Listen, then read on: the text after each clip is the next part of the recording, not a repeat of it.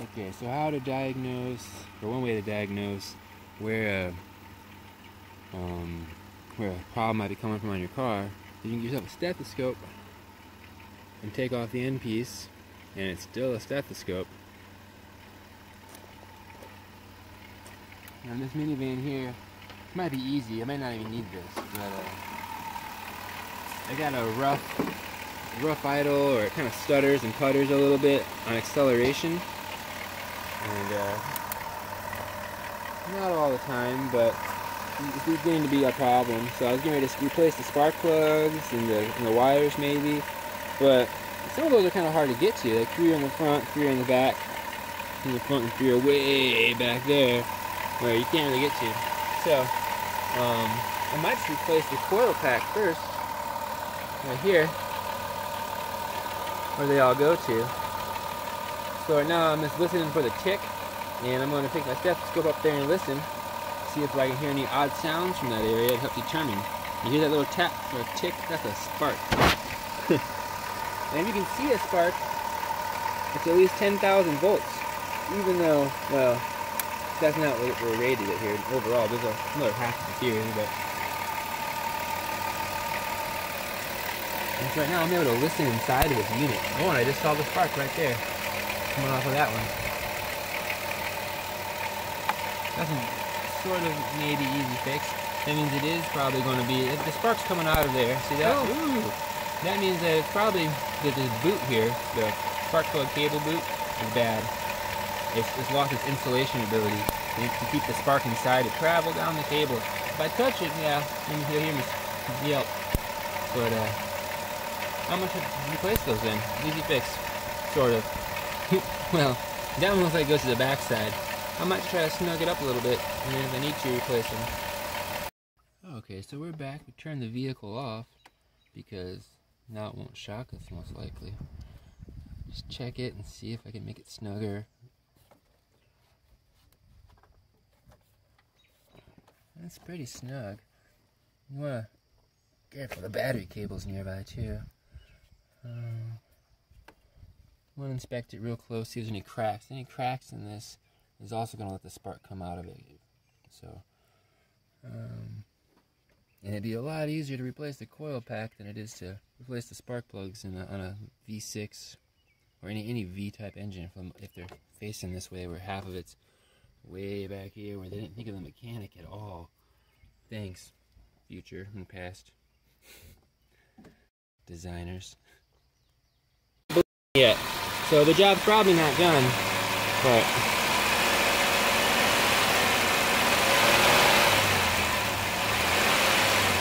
let me hold this for a second. So this is what 2,500 RPM sounds like.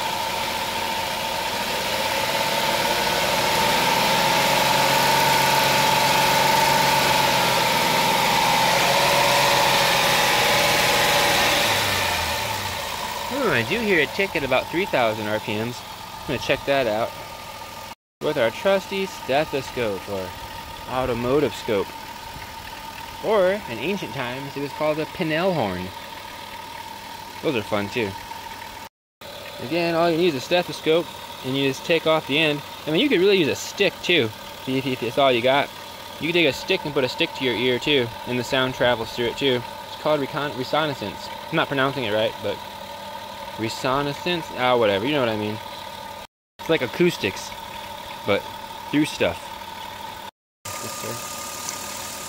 I added a little stick to mine so I don't melt my plastic here, because I'm trying to listen to see where that ticking is coming from. If it's just my lifters at 3,000 RPMs, or if it's over there.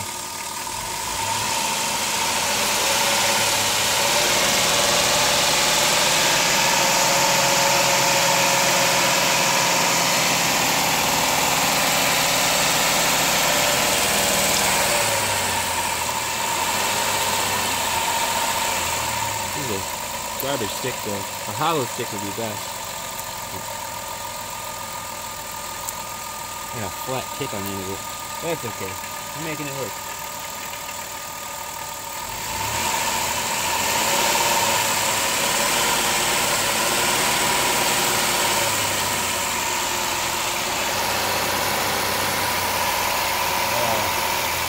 wish you all could hear it through the stethoscope. Oh, yeah. I mean, if I could put it up to the phone, I would. Yeah, man, I'm hearing inside the engine real good right now.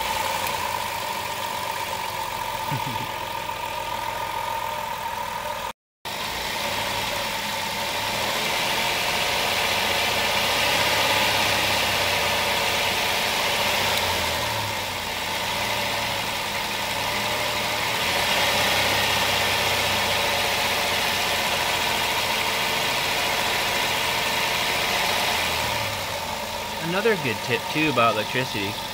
Electricity travels on the outside of wires, or on the outside of wires for the most part. Like, so that's why we insulate it, so that we can keep it traveling inside of a tube, per se.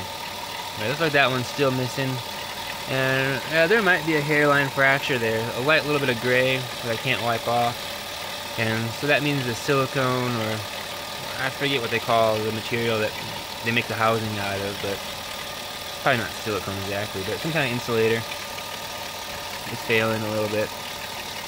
But that's good though, in a way.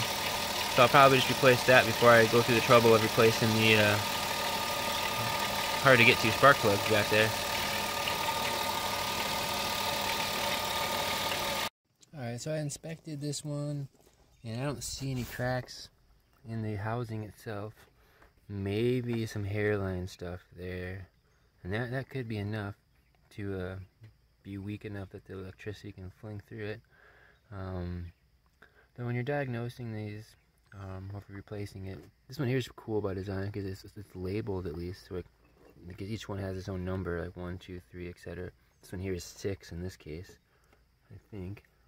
Yeah, I don't know if you can see it on the camera, but and it's kind of relevant to maybe just your vehicle, but there's a number on this one right there, and so they all have numbers, which helps with troubleshooting it. Yeah, they all should have spark if you're troubleshooting if it's got spark or not. When you start it up, if you take one of them off, you should see spark popping off of it, and that helps indicate if it's working or not, because if there's not spark coming out of it, or if it's not consistent with how they're supposed to be, because they're not all sparking all the time. They take turns with each cylinder. So,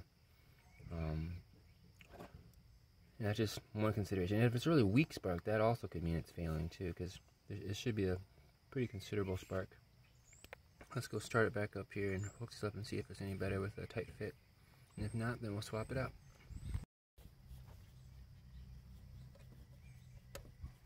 Here, snap in, that's good. As far as that goes, this one here looks a little loose to me, but I mean, it's in. And also, when you're taking these off for the first time, it helps if you twist them a little bit to help break them loose. So we have a lot more strength twisting than we do pulling, actually, at close range.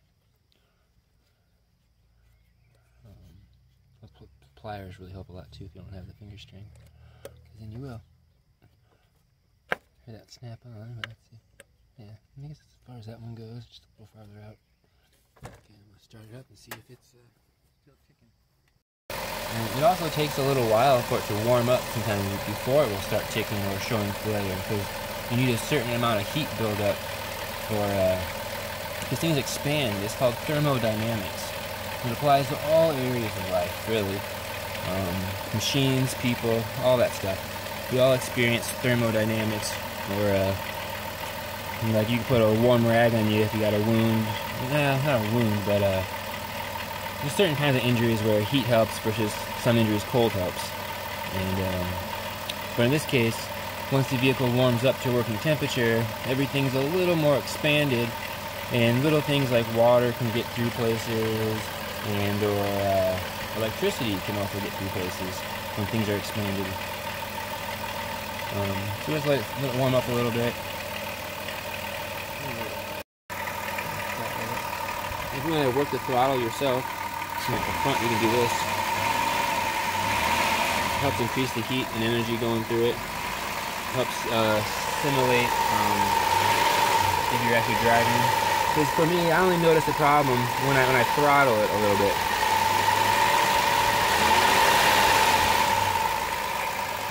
keep your hands clear of any belts and stuff.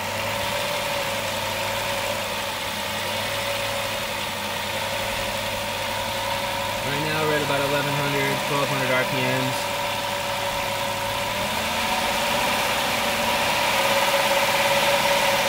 Sounds like about 2000. Back to a resting 800.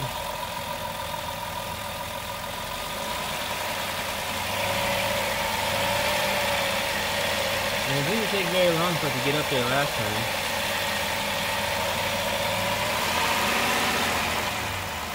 Just give it some little stress tests here. A little side note, did you know that a fire hose is strong enough to hold a giant monkey, orangutan? A full-grown male orangutan can fit on a 2.5-inch fire hose. I didn't know that was that strong. Scared me seeing that. There's 2 orangutans on the hose actually. I was like, everyone, not everyone, but I'm like, kids, get back. I might break the glass if that thing falls through. But so far, I think I might be fortunate right now and it was just a loose connection because I'm not hearing no ticking, no clicking. Cleaned it off. My finger a little dirty.